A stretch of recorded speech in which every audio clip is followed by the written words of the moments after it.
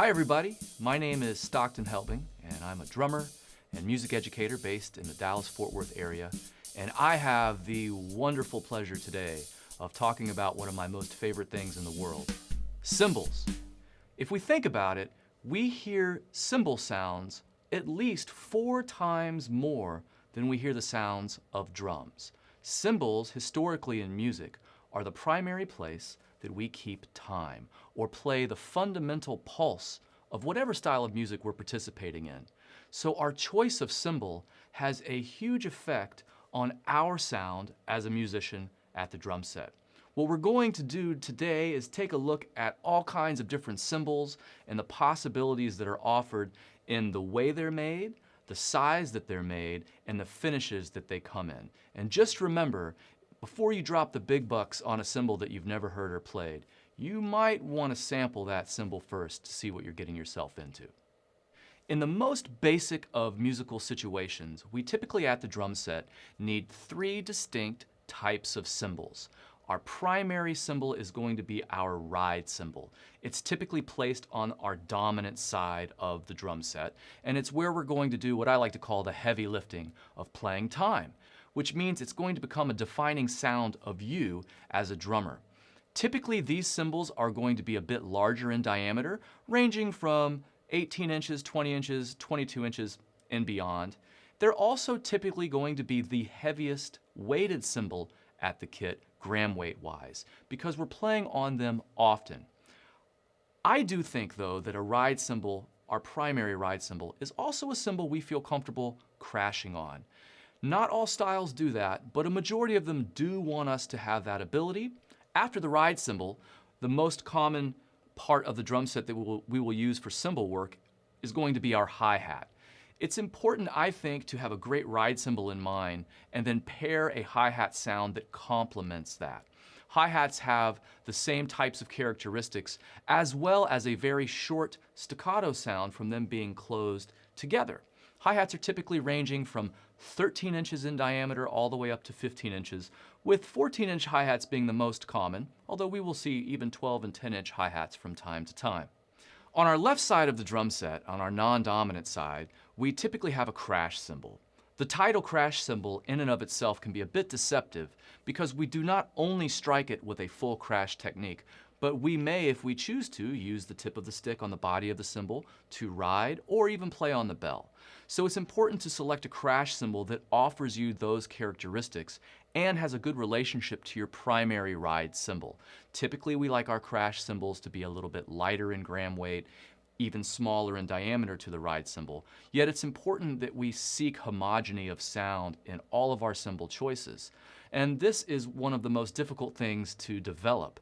And the only way we really develop that understanding of what works best for us is to try a whole bunch of cymbal combinations together and to try different cymbals in different musical situations and find out what works for each and every one of us, because we're all different and individual, and that means we need an individual cymbal setup to find what type of sounds we're going to play that define us as musicians.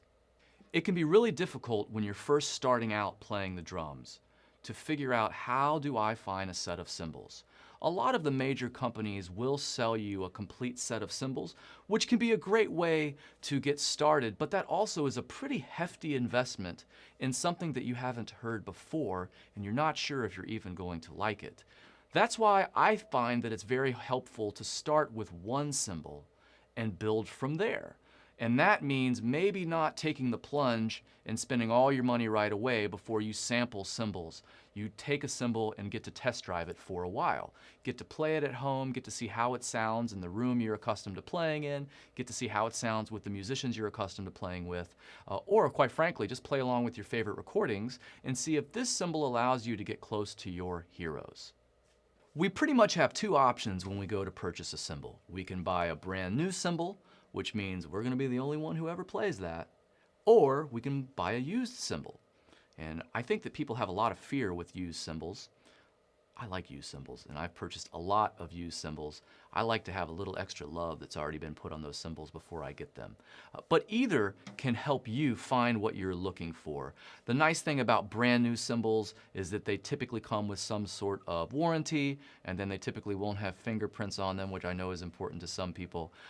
But the advantage of buying used can often be you can simply afford a cymbal that you can't when you buy something brand new. The other thing that's really interesting about cymbals is how individualistic they are. You could buy 5 brand new cymbals of the exact make and model from a major cymbal company, and they're all going to have some gentle differences between them, which I really love, yet that can be really frustrating when you're trying to find that holy grail of cymbals that will help you get the sounds you want. So you want to consider all options when you're trying to get your hands on a cymbal so you can figure out what's going to work best for you.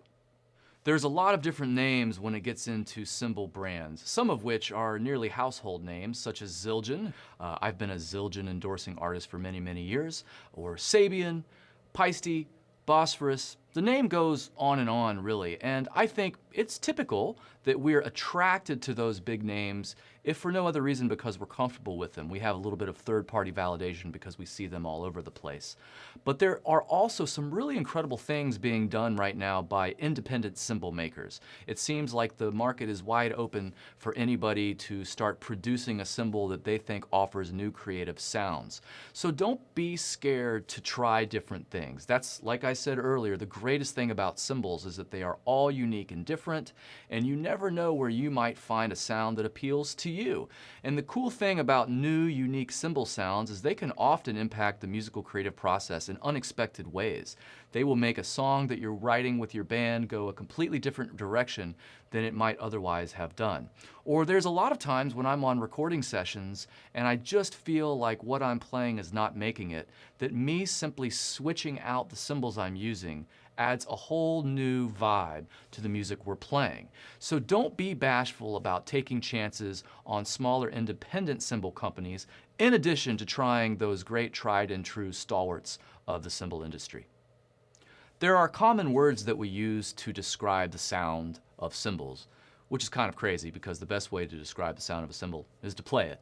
But some of the common terms we might hear are bright or dark, trashy, complex, or simply happy, sad, dissonant, things like that. The best way to figure out what works for you is, I think, first of all, listen to drummers who play the style of music you're interested in and start asking yourself, what types of sounds do I hear from their cymbals, and how do the sounds of their cymbals meld with the music they're playing? But when you start hearing cymbal sounds on music you like, that can help steer you towards choosing cymbals that will more than likely also appeal to you. As you go around shopping for cymbals and looking for different options, one of the things that will greatly affect the way we describe the sound, bright or dark, complex, is going to be what we call the finish of the cymbal. And quite frankly, that's what you see when you look at it. Do you see shiny metal? Do you see dull metal? Do you see metal with distress marks on it? All of those different types of finishes are offering us different sounds. Typically, when we have a traditional clear finish where it looks bright and shiny and you can see your fingerprint when you touch it, that's typically going to have the sound trending towards a little bit of a brighter sound with some nice stick definition, yet nice body of the cymbal. As we start seeing a rougher finish, perhaps something that when you touch it does not leave a fingerprint, maybe looks a little darker in color and rougher in color, we're going to start hearing a little more of an abrasive stick attack, which will give us very clear definition, and that can often give us a little of a darker shimmer underneath. So when you're looking at a cymbal, you really want to consider what it even looks like in its finish to help you come to terms with what it sounds like. There are even cymbals out there now, which is really cool, where we will see different finishes for different quadrants of the cymbal, which allows us to get varied timbres out of the exact same cymbal, from the bell to the body to the edge. So it's something to certainly consider when you're going around and taste testing these cymbals. A key factor when you're selecting a cymbal that's good for whatever your musical goals are going to be is going to be the weight of the cymbal, and this means how much metal is included in this cymbal.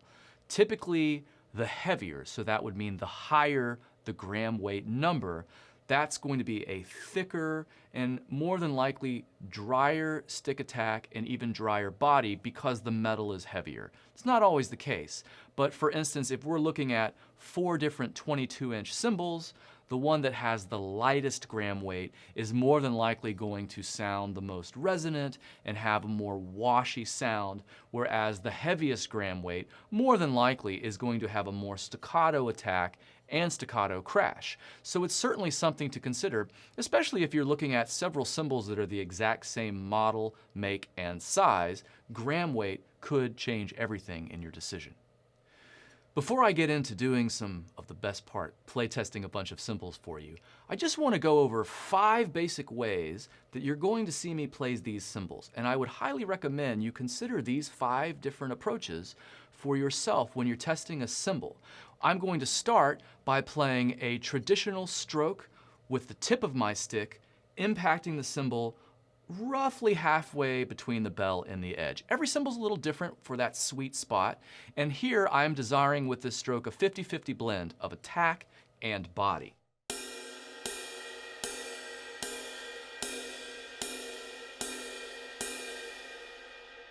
You'll notice that I'm using a nice, consistent stroke. Imagine you're bouncing a basketball and you want that basketball to return to you evenly every time.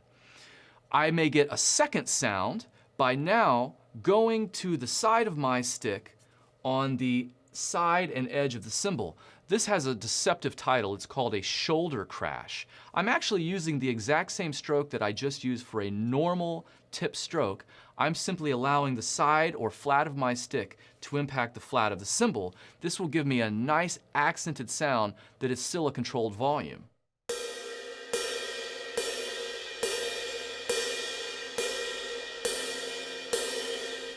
Here's the difference between the normal tip stroke and the shoulder crash.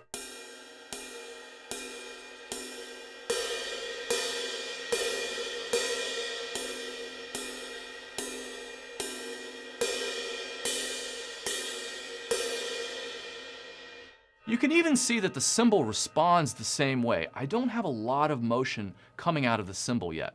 If I go to a traditional crash, now I'm going to swing into the side of the cymbal, contacting still with the side of my stick, but I'm going to swing through. I'm going to generate more volume. You'll also see the cymbal move differently.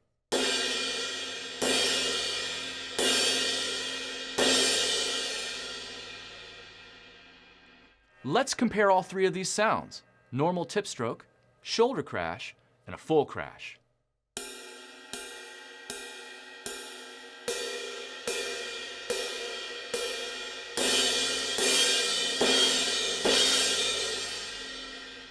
All 3 of these sounds are sounds we're going to use commonly in all styles of music, so they're things to consider when we're trying a new cymbal. Last but not least is the bell of the cymbal, which offers us some really beautiful possibilities. By and large, there's 2 basic ways that we will play the bell. The first is just going to be the tip of the stick on the bell. That gives us a lot of attack and just a little bit of that upper toned body from the bell. For accented bell work, we'll go to the side of the stick, down below the taper, on the side of the bell.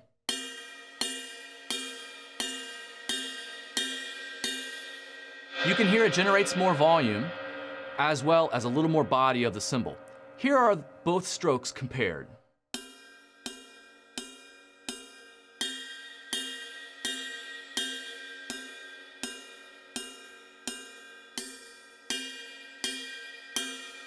You will also see that when I'm playing with the tip, I will approach the bell straight on, but for ease of stroke, I like to move on the inside of the cymbal to use the side of my stick so I don't get myself in an awkward position in my upper arm. We will hear these 2 combinations used a lot, particularly in Afro-Cuban music, such as a pattern with a mambo that will intermix unaccented and accented strokes.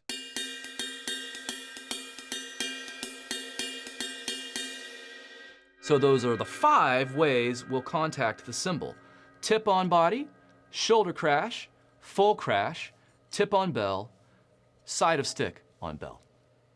Here's a few other considerations for you to keep in mind when you're making your cymbal choice. I hate to say it, but everything matters. Everything is going to affect the sound you get out of a cymbal. The cymbal in and of itself is an important part of this equation, but it's as important or maybe slightly less important as you are in the way you play it as an artist. The way you stroke that cymbal, the type of stick that you use, the tip of the stick, all of this will impact the sound. And all of this is an individual choice. But often I find people will become dissatisfied with a cymbal, and it's really a problem in their technique or approach. A couple things that I recommend thinking about is, first of all, the way that the sound of the cymbal sympathetically vibrates through your stick has a massive impact of the sound. I always recommend what I call a gentle technique. As my teacher Ed Sof taught me in college, technique should be based on varying degrees of looseness, not tightness. Yet we tend to grip that stick way too firmly. And when we do squeeze the stick too hard, we are choking off any sympathetic vibrations through the stick.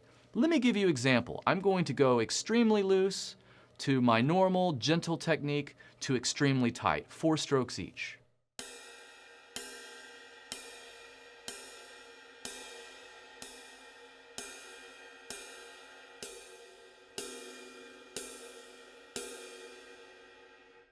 We can hear that as it tightens up, we get more stick definition, yet if we over tighten, we lose body of the cymbal.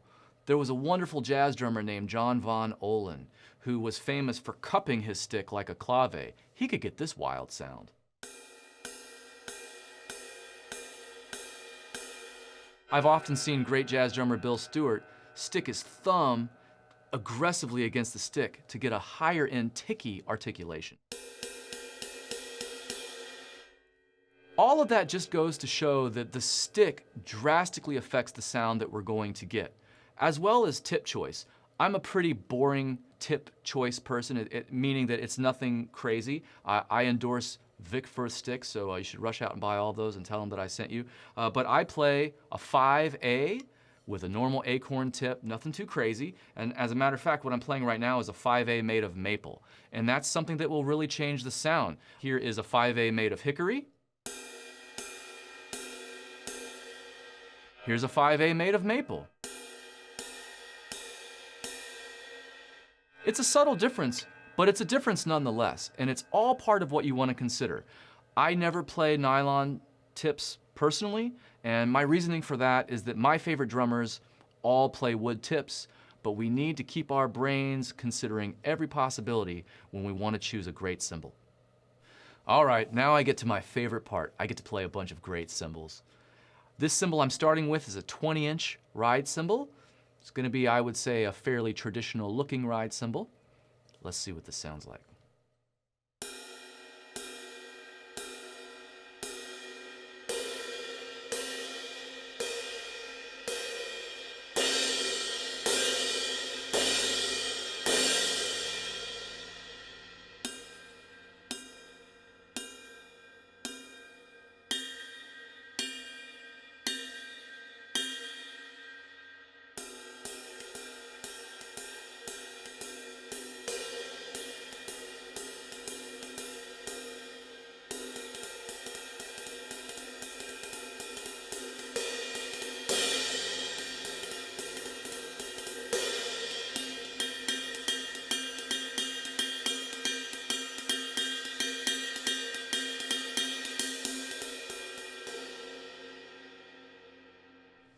Here we have another great 20-inch ride cymbal. I would say overall more traditional looking.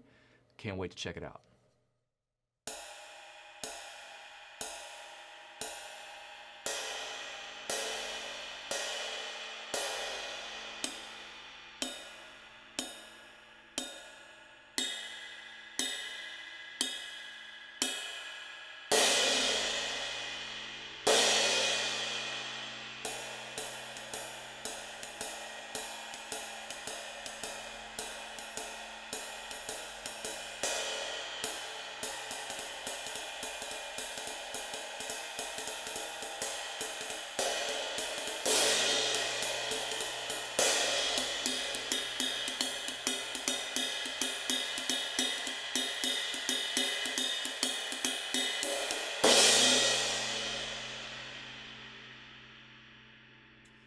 Yep, I also like that one. I like them all.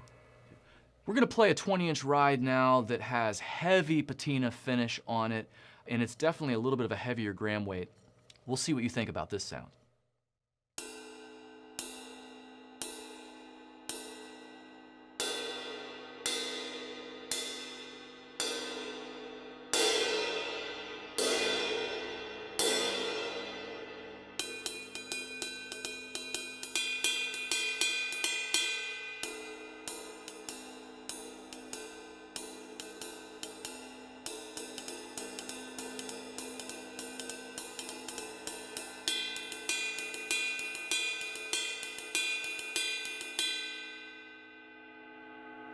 You can definitely hear on this cymbal, it would be really great for a loud volume musical situation. We hear a lot of very clear attack that would really help cut through if volume's climbing. To me, this really jumps out for being used with electrified instruments. If I hear a lot of electric guitar, electric bass, keyboards, and quite frankly, sometimes I don't want to work super hard to have clarity of sound. And I can hear that tip sound in particular. That's really going to give me the ability to cut through a lot of sound. But you have to figure out what you use it for. So I pulled out a cymbal from my personal collection. This is a 20-inch ride cymbal that I got when I joined jazz trumpet legend Maynard Ferguson's band many, many years ago. And I thought it would be an interesting cymbal for everybody to hear, just to consider some possibilities. It is a custom ride. It's very dry, so it's thick in weight, yet it has a brilliant, shiny finish, and it has rivets. Going all the way back to the early days of jazz drumming with cymbals in the United States, drummers would drill holes and place rivets, similar to a small screw, that would vibrate inside the cymbal and add a sizzle sound. I'm not suggesting you rush right out and drill holes in your cymbals, but it is something we hear from time to time. And I thought you might enjoy checking this cymbal out because we really get some interesting blending of multiple worlds. It's very dry and heavy, yet it has this sizzly sound effect from the rivets. We'll see what you think.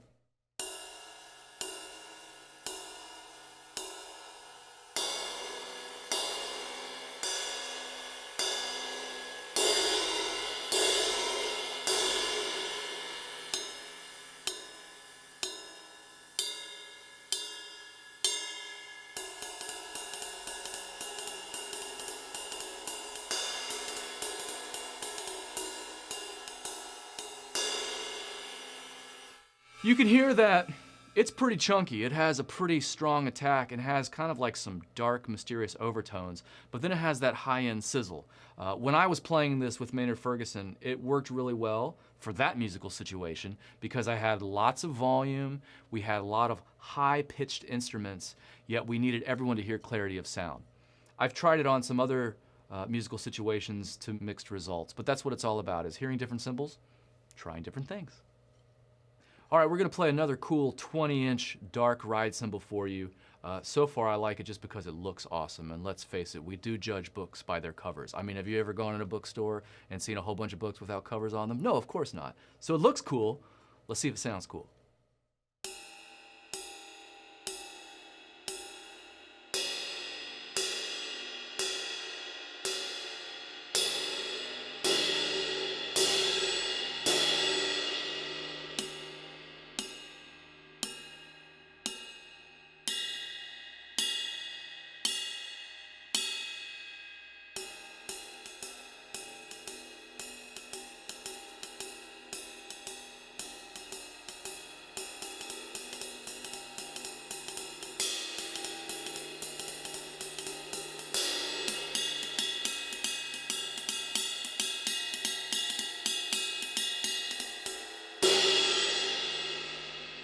Yeah, the verdict's in. It sounds cool too. I love it.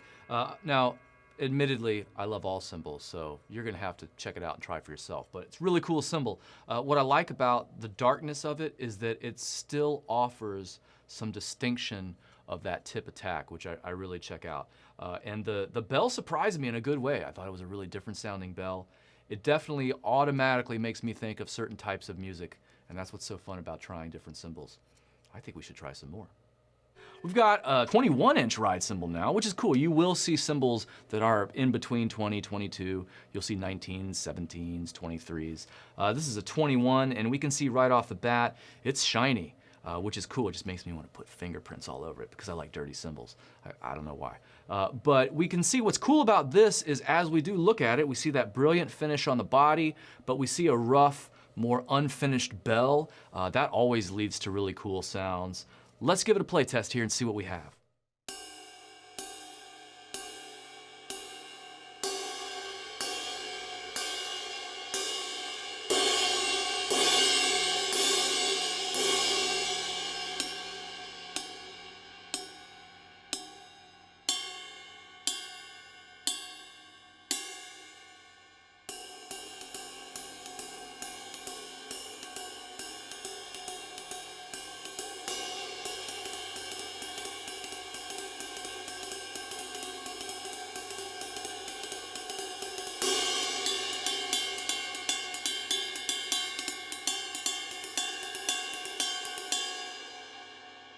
Wow, cool, yeah. As I expected, it really offers some different sounds when I go to that shinier, brilliant portion of the cymbal for stick work or shoulder crash and crashing.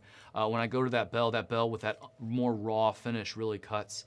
Very cool. What really surprised me about it in a good way is I liked the body of it more than I expected. Sometimes when I see really brilliant cymbal finishes, I get a little suspicious that there might be too many bright overtone series, but it felt rich to me. It didn't feel too cumbersome with that high-end stuff, so I like it.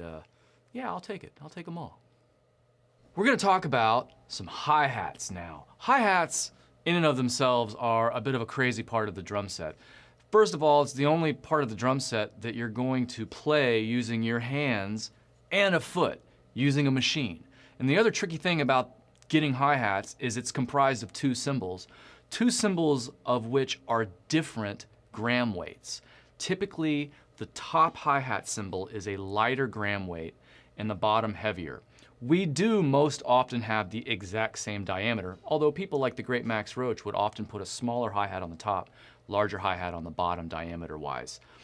Because we play them with hands and feet, it's important to explore all the articulation possibilities when you're looking for a hi-hat that will best fit your needs. The basic ways that I like to play my hi-hat, and I suggest you check out when you're demonstrating and testing hi-hats, is going to be an accented stick sound, which will be me playing on the side of the hi-hat below the taper of the stick. This is going to give me a rich, full, dark sound.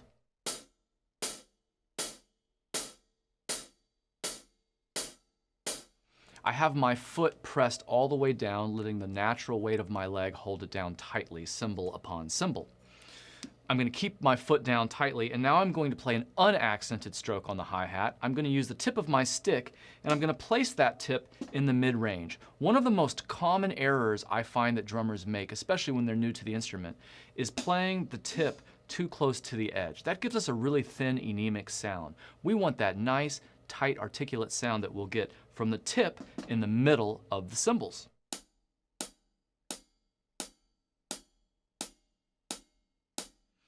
We hear most often in many forms of music a mixture of accented and unaccented notes. You might have heard this before.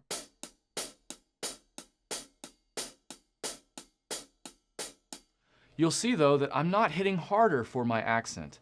The hi-hats usually are the most dynamically limited part of our instrument. We just really don't get a great return for expending a lot of energy. Whereas if we finesse them, that's what I tell everyone, finesse those hi-hats and use the side of the stick for accents, tip for unaccented notes, we have endless possibilities without ever getting tired. But then we get into the other fascinating part of the hi-hats. That's generating sound using the foot. We can get a closed articulation where we're firmly pressing down with the foot, combining the cymbals and allowing them to stay closed, or we could even get a classical crash cymbal sound by gently tapping the ball of the foot and letting the hi-hats open. This also comes into play hugely with our manipulation of the cymbals with the stick. We will hear often, on a rock tune, maybe on the pre-chorus, that the drummer will gently open the foot as the pre-chorus progresses to build intensity of sound.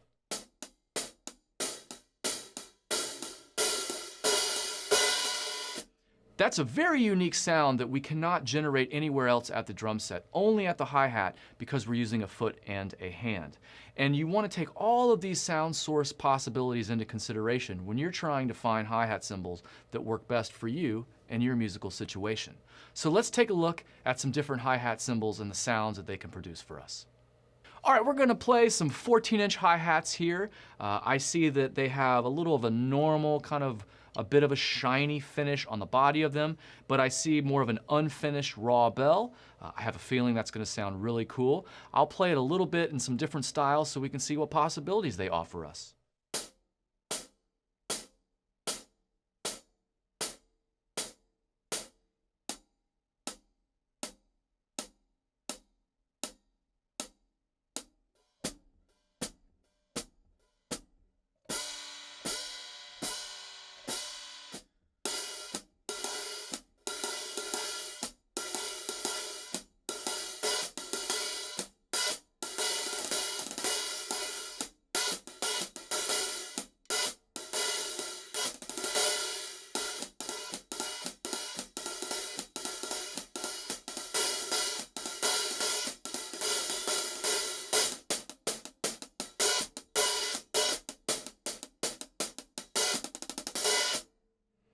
Those are nice. What I like about them is I hear a nice bright attack, but whenever I start opening them up and I hear the sound of that top hi-hat cymbal and bottom hi-hat cymbal sympathetically vibrating together, they really give me a dark, rich sound. I would assume because of that unfinished bell. So really cool sound.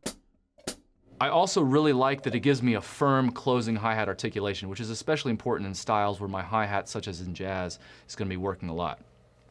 Delicious. All right, we've got another set of 14-inch hi-hats here.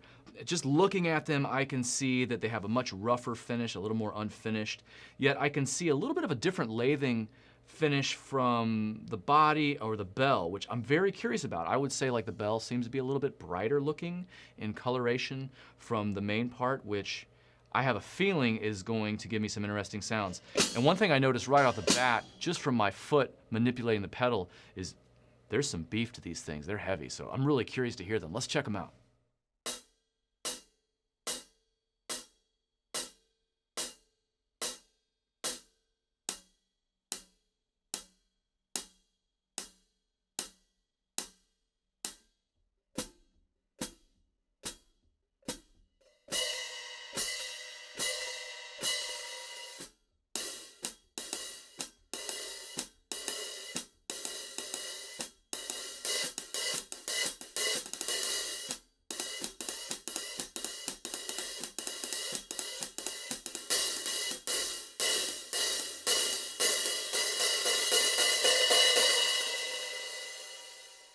Wow, they're not quite what I expected, but in a good way. I like that they surprised me. I would say my favorite thing about them is they have a very nice closing foot articulation that I like a lot. I really like the splashing sound as well. It surprised me when I started playing time on them and opening and closing because they were brighter than I expected, but I think that's a testament to this brighter finish on the center of the cymbal. I also liked they have a little bit of a grittier overtone series, a little more dissonant. And I think in hi-hats, usually the more dirty the better. It really helps it feel full and cut through the mix whenever we're playing with different bands. So I like them. Yeah, I'll take them also. I'll take them all. All right, we've got another pair of 14-inch hi-hats here. I'm really excited about these because just as I look at the cymbals, I can see that they have kind of a normal looking finish to them, but I see some deep hammer marks on there, like, you know, craters in this thing, which is cool. I will say that I don't often see that deep of divots in the hammering on hi-hats, but I usually like the way hammering sounds on cymbals, so I'm very curious to hear what this sounds like. So let's take them for a spin.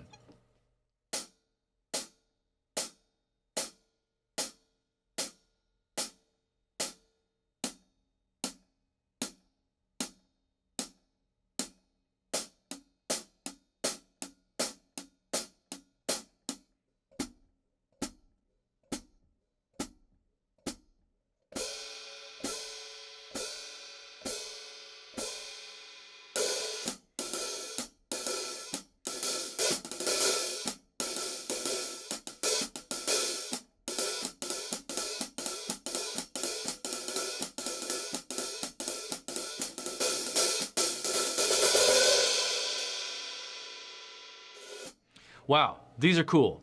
This is definitely kind of what I expected, seeing those hammer marks in a great way. I expected a lot of complex sounds, and they didn't disappoint. They're certainly a little thinner in weight, and I like that. I tend to like a little bit thinner hi-hats for me personally.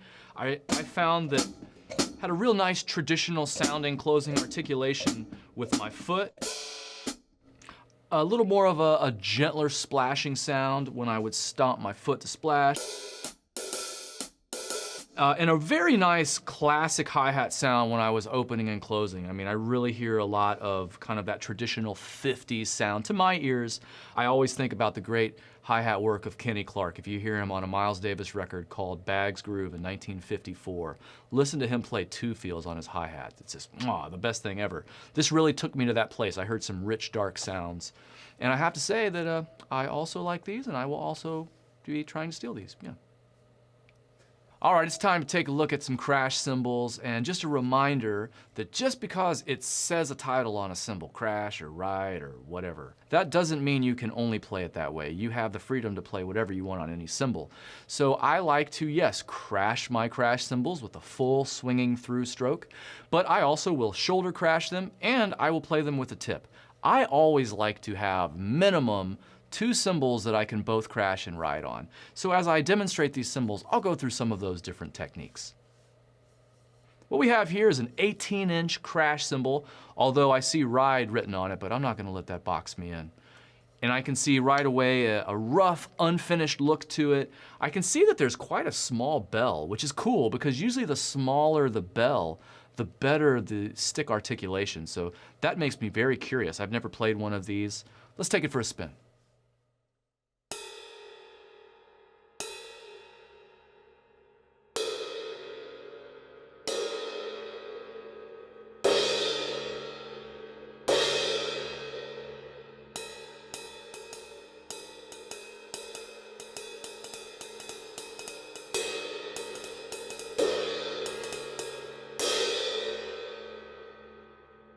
Wow, that's very different sounding. I like it a lot. I'm really glad I got a chance to play one. I was surprised by the crash on it, but maybe not, seeing that smaller bell. The crash, it really decays quickly, which would be very good for a smaller environment or lower volume environment. I really loved the tip sound. I loved riding on it. That sounded really nice. And I thought the shoulder crashes, that sounded particularly nice. So yeah, I think I'm gonna have to take this one too. All right, here we have another 18-inch cymbal. We would consider that a crash. As I look at it, just kind of like my eyeball test, shows me that it's got kind of like a normal finish look to it. Nothing too crazy, kind of a little shiny. I see kind of a normal looking bell. Let's take it for a spin and see what we have.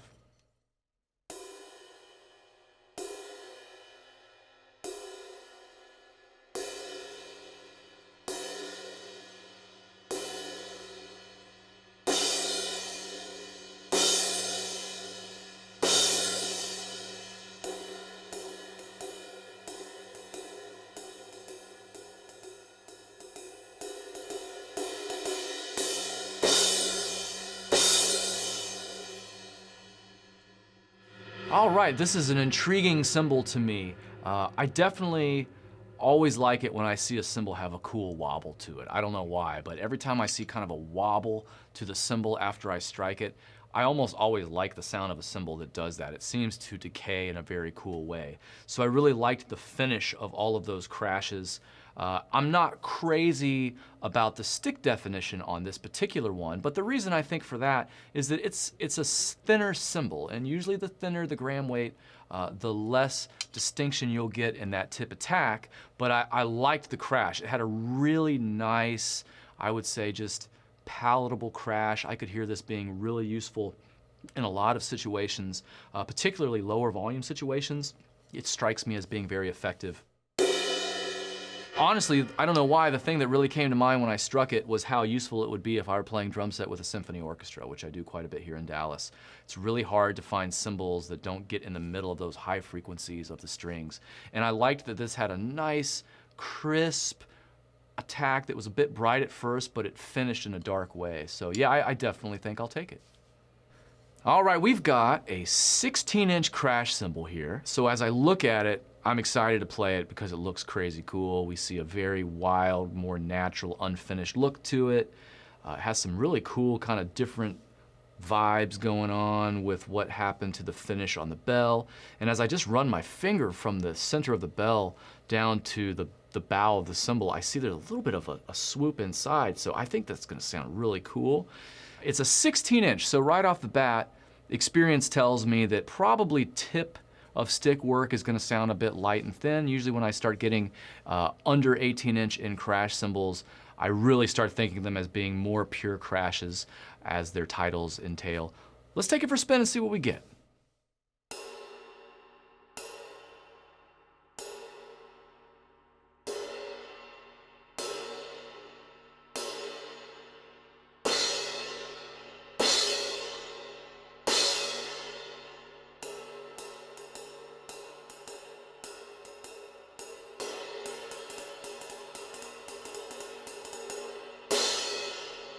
Well, I was wrong. I like the tip of stick sound on there. This cymbal actually is really intriguing to me. I thought that if I wanted to do tip work, or even if I was playing a small volume situation and I wanted a light, delicate crash with a shoulder crash or even tip crash, it would sound really nice for that.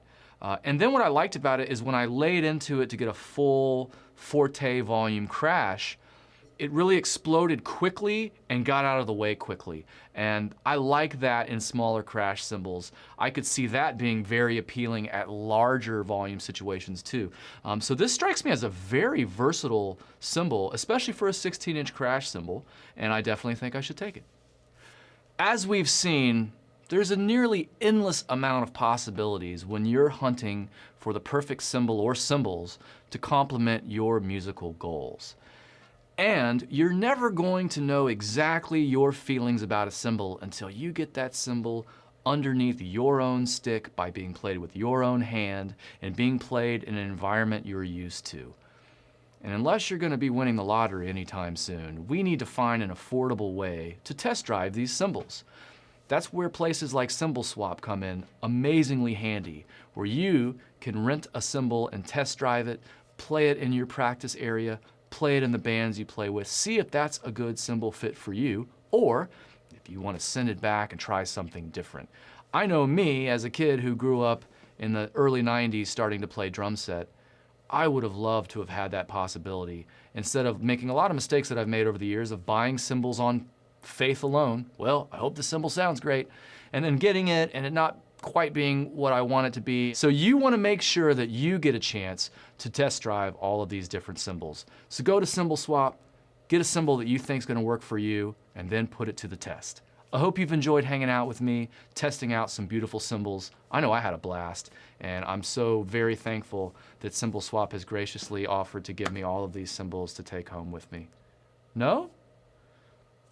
Well, maybe next time. Until then, I'll see ya. I'm Stockton Helbing. See you next time.